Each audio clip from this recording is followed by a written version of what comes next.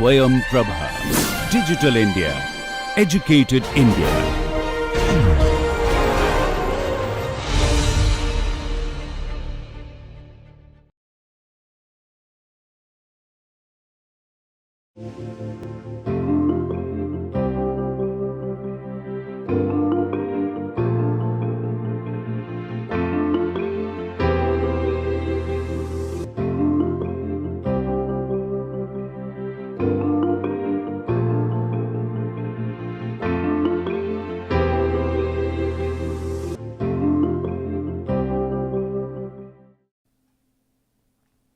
In this lecture, we start our discussion on finite wing geometry and flow features around a finite wing.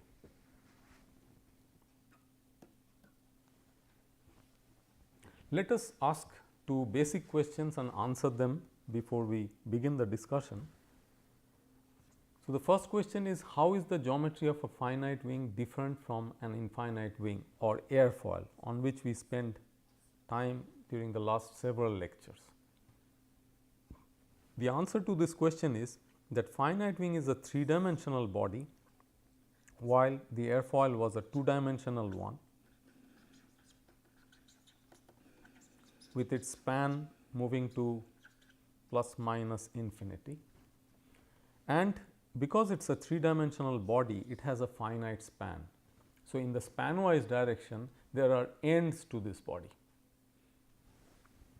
What is the second question? How are the aerodynamic characteristics of a finite wing different from its airfoil section? The answer to that is, there is a component of flow on the finite wing in the span-wise direction, which was not there in the case of airfoil, and therefore, everything could be considered in a 2-dimensional sense. So, what do we mean by the span-wise flow? If we were to take an airfoil section and stretch it in the span-wise direction. So, following right hand rule, the positive z axis will be this way. So, you are basically spanning it towards negative z axis. Then, in a finite wing, there will be a component of velocity along z. So, if I call that component of velocity as w, then w is not equal to 0 in the case of a finite wing, while w is equal to 0 in the case of an airfoil.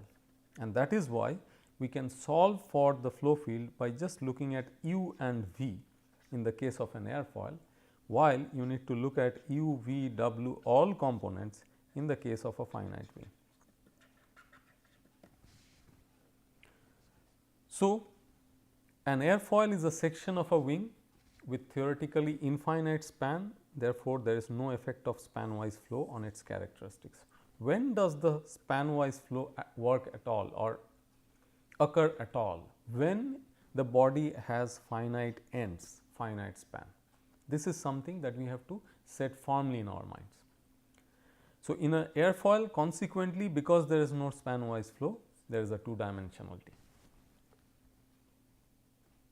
Now, going back to the wind tunnel test section, what would it mean when we try to do some experiments? The other day, we had drawn an airfoil model which spanned from one side wall to another. So, this is a side wall,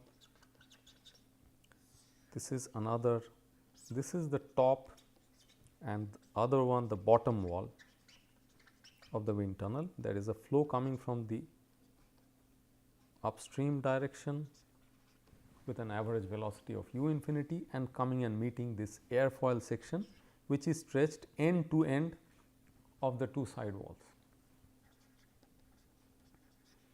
So, when the flow moves past it, it does not find any ends, while if you decrease the span and you put in a model like this, where these ends are not reaching up to the side walls, then the flow sees a body with finite span. This is the implication of having an infinite span or finite span in the wind tunnel test section sense.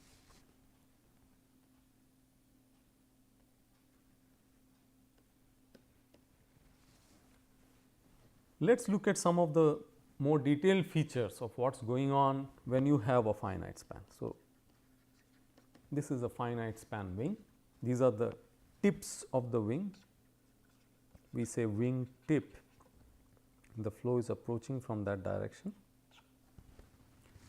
and there is formation of so called wing tip vortices when such a flow occurs. Why is it so? There is a pressure difference between the lower and upper surfaces of the wing. We learnt it in the sense of an airfoil, but here we are talking about the wing because we have a finite span. So, there would be pressure difference across the lower and upper surfaces of the wing as well. So, if there is higher pressure below the bottom surface has higher pressure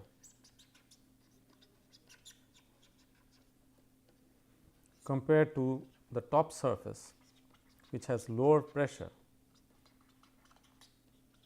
it is good for the wing because that would lead to lift generation. But as a byproduct, the high pressure air tends to leak from the bottom surface and tends to move upwards at the tips. So, the flow curls up at the wing tips. Why is it? It is purely because of the pressure difference.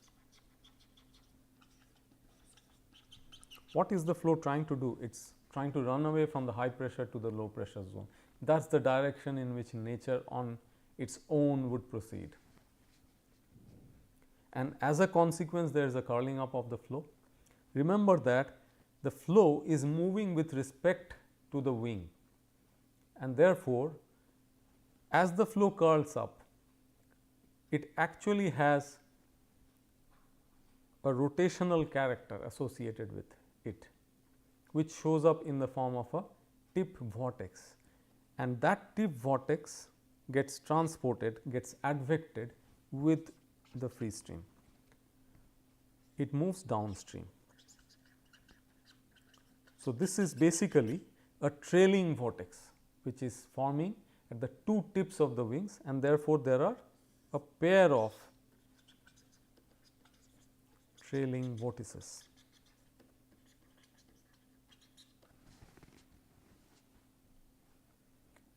In the diagram, you can see there is a nice picture of an aircraft flying through some clouds, and it has left behind it in its wake two curled structures which the cloud has taken in its flight path. So, there seems to be a motion like this which is induced due to the movement of the aircraft through the clouds. The downward movement of the flow was what was faced by the wings when it passed through those clouds. This is what is called as a downwash. What was happening beyond the span of the wing was an upward movement, but which did not impinge on the wing. It moved at its periphery beyond the wing tip. That was an upwash. So, upward movement or downward movement induced by those wing tip vortices when they move through the clouds.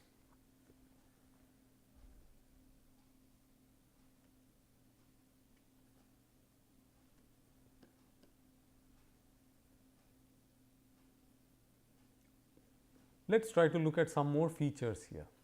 The tendency of the flow to leak around the wing tip induces a downward velocity component which is called as a downwash, which we just saw in the diagram. What does it create? It creates an induced angle of attack indicated by alpha I. This is that angle. The geometric angle of attack is reduced by this induced angle of attack, producing an effective angle of attack. The effective angle of attack is the one which is visible to the airfoil. So, that comes out to be the geometric angle of attack minus alpha I. Geometric angle of attack is nothing but the angle made between u infinity and the chord of the airfoil, or here we will talk about the section of the finite wing. So, here though you are not able to see the three dimensionality of the finite wing, you can consider this to be a section of the finite wing. But we are just taking into account the effect of the downwash even in the sectional view. The effect is not restricted to the reduction in angle of attack alone. Another effect of downwash is to incline the lift force towards the rear direction by the same angle alpha I. So, earlier the lift force was originally normal to u infinity, that was the original direction, but because of the induced angle effect, the lift vector tilts and tilts backwards. Because of this tilt, a component of the lift force acts along the free stream direction, producing an induced drag. Therefore, the tilting has become a disadvantage now. So, even if the lift magnitude is not very different from what it was before, the fact that it has tilted backwards would give rise additionally to this drag. Of course, there is a disadvantage even because of the reduction of alpha, because you would understand that with reduction in alpha, what essentially happens is that the lift will also reduce. So, there is actually a twofold reduction. The three dimensional flow induced at wing tips alters the pressure distribution on the wing in such a manner that there is a net pressure imbalance in the free stream direction.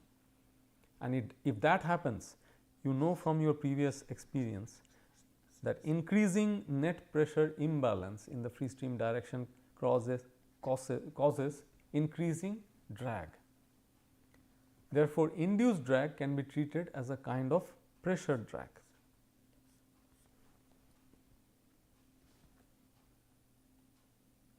Let us try to go a little deeper. Let us take another view to explain the things. Let us say we are looking at a transport aircraft from behind, from its rear side. Okay. So, this is a rear view. The aircraft is in flight.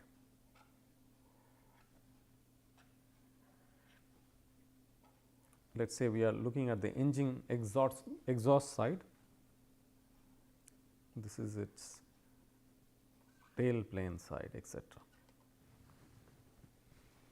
Okay. So, the aircraft is actually moving into the plane of the paper. Now, if we watch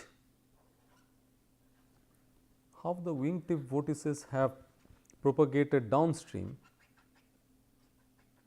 in perspective, you would find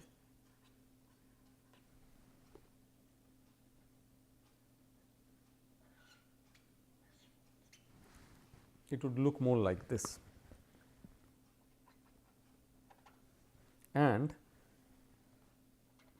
if you try to look at the induced velocity variation by virtue of the wing tip vortices, how does it look like? It looks somewhat like this.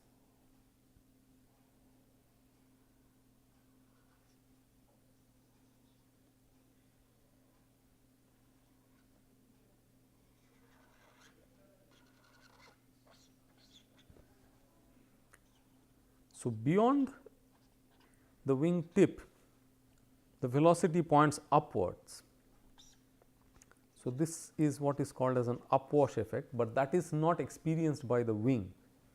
What is experienced by the wing is the downward movement which is induced by the wing tip vortex which impinges on the wing.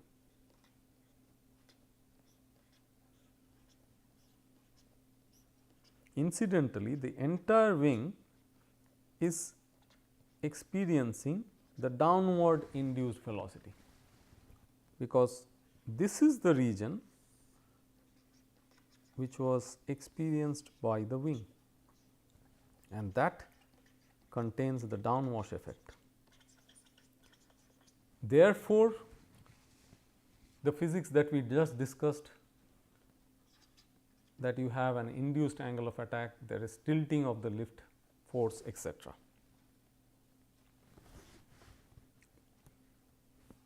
So, you can say that this is the velocity distribution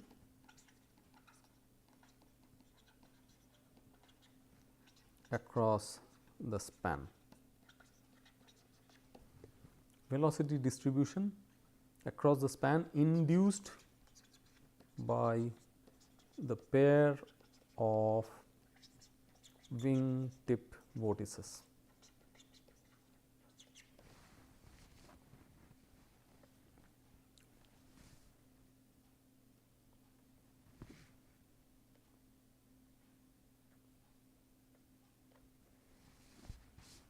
Let us do some more discussion on the finite wing geometry.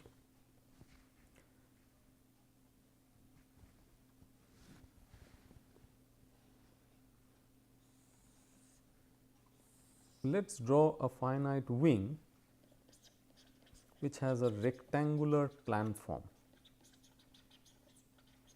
So, we are now looking at the wing from the top. This is the top view. So, if you were to take a section of the wing, let us say it has an airfoil section that will show up like this. This is the chord length. This is the span of the wing. The planform area would be B into C. How would the flow behave as it moves past the wing? The flow on the top surface would turn this way as it moves past the wing. The flow at the bottom surface would turn the other way.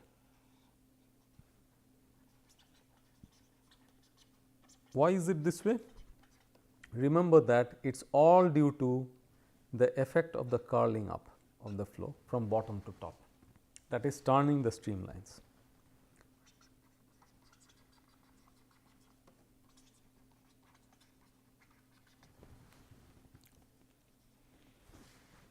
This is typically the mid span location of the wing, and if you mount this wing on an aircraft fuselage, the fuselage of the aircraft will come somewhere here, and the nose of the aircraft will be upstream. We assume that the flow is moving from top towards the bottom. You could have different planform geometries.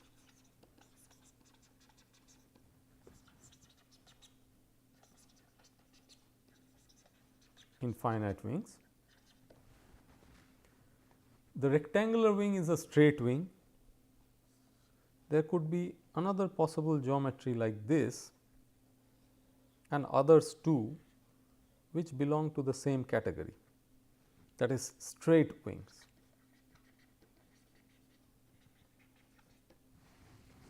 It will become clearer to you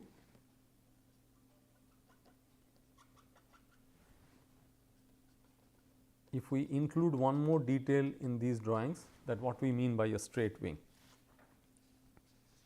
So, there is something called as the sweep angle, and in this case the sweep angle happens to be 0.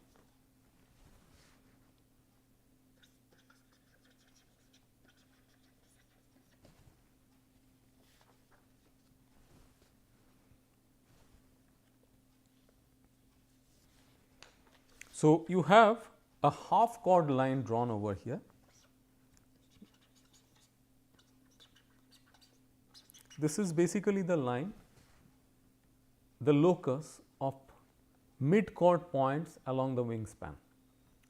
So, if this locus happens to be a straight line, then it is a straight wing. It is true for the rectangular wing, it is true for this. It is true for an elliptic wing as well.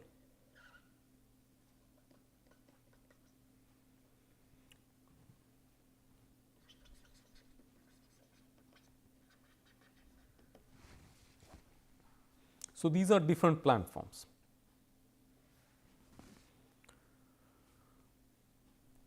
There is a very important term associated with finite wings which is called as aspect ratio, which is represented as b square by s, b being the span, s being the area. So, the ratio b square by s gives us the aspect ratio. For a rectangular wing, aspect ratio is given by b square by b into c, which is b by c. Higher the ratio b by c, that means higher the wingspan versus the chord ratio, higher is the aspect ratio of the rectangular wing. Higher aspect ratio or higher span basically would make the finite wing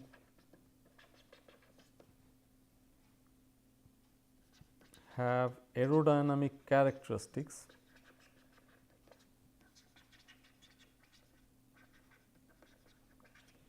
closer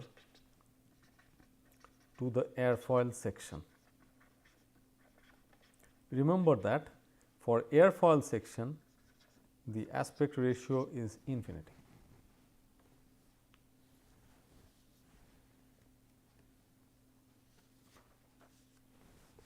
We talked about straight wings. We could have swept wings which look like this.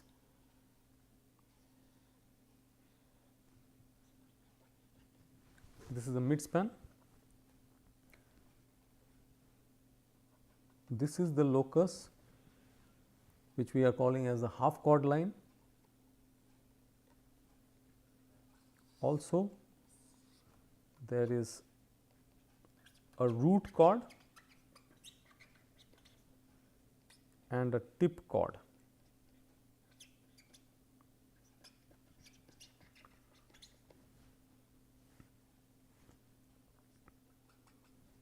This angle is called as, let us mark it as capital lambda.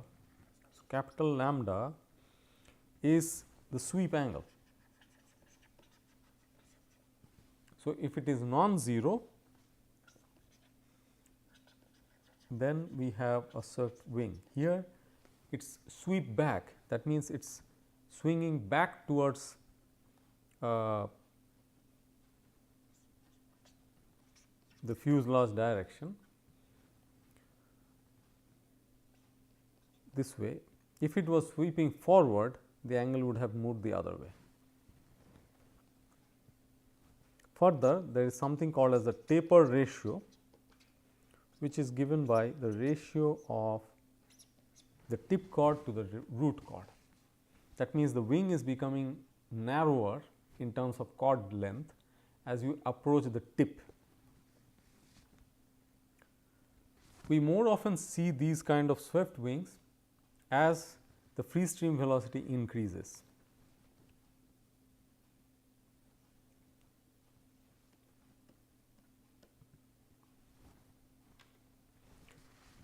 Now, let us concentrate on the different types of drags acting on a finite wing and an airfoil section. The total drag on a subsonic finite wing, let us say for simplicity we consider incompressible flow, is the sum of skin friction drag, which is due to shear stress distribution, and pressure drag, which is an imbalance in pressure acting on front and rear portion of the body when flow is separated in the rear, as well as induced drag, which we just learnt about today due to the finite wing tips. So, there are essentially three components of drag which are acting over here. In terms of drag coefficient, we are looking at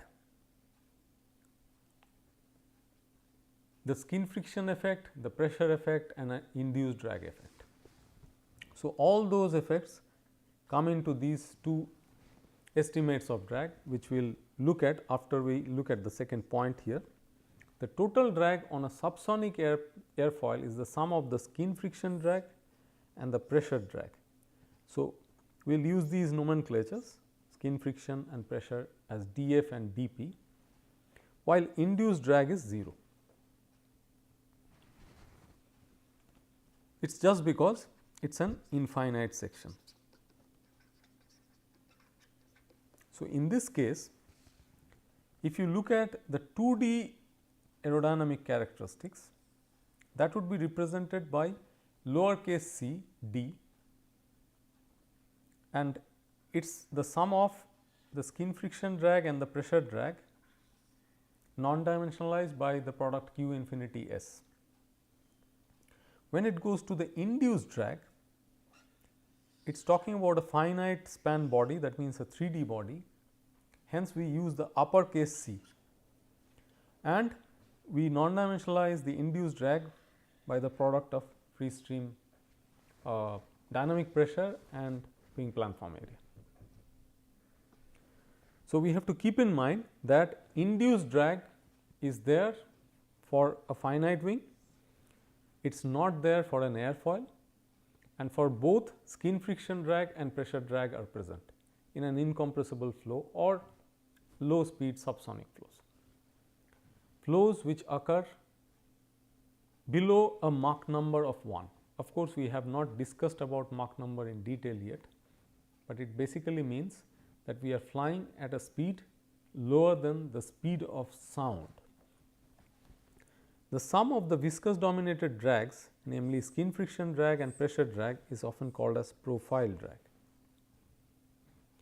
In high speed flows, starting from high subsonic flows and extending to higher speed regimes like supersonic and hypersonic flows, which we will look at later, there is a drag due to formation of shock waves on the body. That is a very special kind of drag which is going to occur only at high speeds. That is called as wave drag. So, that will be an additional component of drag which will affect a finite or an infinite wing section when it is moving through high speed flows. The total drag on a supersonic finite wing is the sum of profile drag, which means both skin friction and pressure, wave drag as well as induced drag, while the total drag on a supersonic airfoil is the sum of profile drag, skin friction and pressure and wave drag. Induced drag is 0. Mind it that in addition, if you are assuming the flow to be inviscid, which is of course a theoretical situation, because you can never ignore at least the boundary layer effects around the body anyway. So, in a perfect inviscid flow, remember that even the skin friction component will go to 0.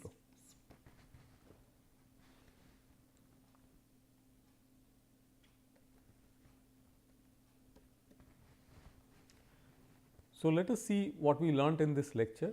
Here we initiated the discussion about a finite wing and its geometry. We briefly looked at the flow features of a finite wing, the wing tip vortices, the induced drag, etc., and how it differs from an infinite wing section, that is an airfoil. Thank you.